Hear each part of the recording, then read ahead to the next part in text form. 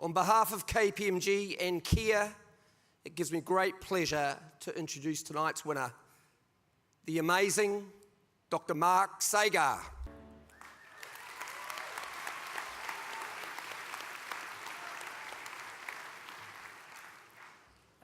Thank you very much.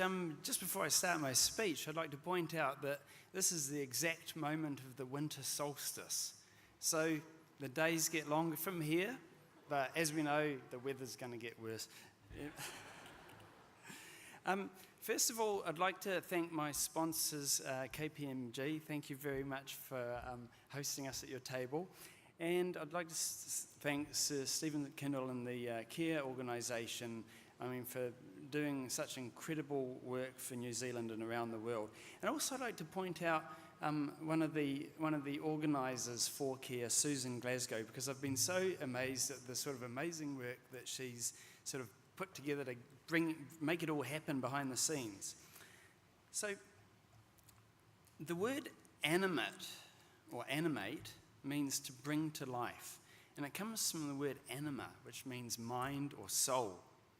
Now, the art of character animation is about an artist giving the illusion of life by carefully representing the appearance of movement. This can be done by hand or through performance capture of actors such as an avatar. Now, if it's done well, it creates an emotional connection with the audience. It makes you think that the character is thinking and feeling. But of course it isn't. The animator is thinking and feeling, but not the animated character itself. So this is what really fascinates me. Is it possible to make a truly autonomous character that can actually think and feel, that has curiosity and desire, that has a mind? What does it even mean to have a mind? A soul? What drives our decisions and actions? Exploring these questions touches on some of the deepest questions in philosophy which have confounded us for millennia. Questions of free will, consciousness. Can, and if so, does mind emerge from matter? Does it matter if a brain is made out of flesh or of silicon? If a computer can be made to organise data flow in the way that a brain does, can a computer be able to think or even feel?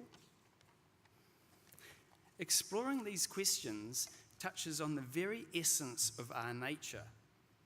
It's either a curse or a blessing, but I couldn't resist diving wholeheartedly into such a wonderful age-old mystery. So I started a laboratory at the university in our company Soul Machines, whose aim is to create virtual human assistants and characters capable of face-to-face interaction with virtual brains that may ultimately think and feel. To do this, we create biologically inspired computational models of the brain and nervous system based on neuroscience theories. We create models of emotion, memory, learning, perception, action, language, action, curiosity, and soon creativity itself. We interconnect all of these with the virtual nervous system. These are rudimentary toy models at the moment, but they're able to learn in real time and they'll be scalable. Our most well-known project is Baby X. It's soon to feature in a TV documentary with Nigel Latta called The Curious Mind. Baby X is a virtual infant that learns through curiosity and social interaction. She's still very simple, but nevertheless probably the most advanced interactive human simulation in the world today. She cries and laughs, she sees and hears. She has a virtual brain which controls her body. She even has simulated neurochemicals such as dopamine, serotonin, and oxytocin. And she has a very basic imagination now. It's a holistic project to make us aware about the multiple forces which drive us from nature to nurture. I believe being more aware of the factors which influence our emotions, decisions, and behaviours, and how we learn from other people makes us more appreciative of the wonder of ourselves and others. Ultimately, Baby X is about the interconnectedness within us and between ourselves and other people. It also is a platform to explore how to cooperate with machines. Making computers more human makes them easier to intuitively cooperate with. Now, human cooperation has been the most powerful force in human history. Human cooperation with intelligent machines will be even more profound. Exploring the foundations of human and machine interaction can have a huge impact on the future of humanity. And incredibly, we are in a position to lead this from New Zealand. I wish to thank my parents who, unfortunately, I wish they were alive to be here today.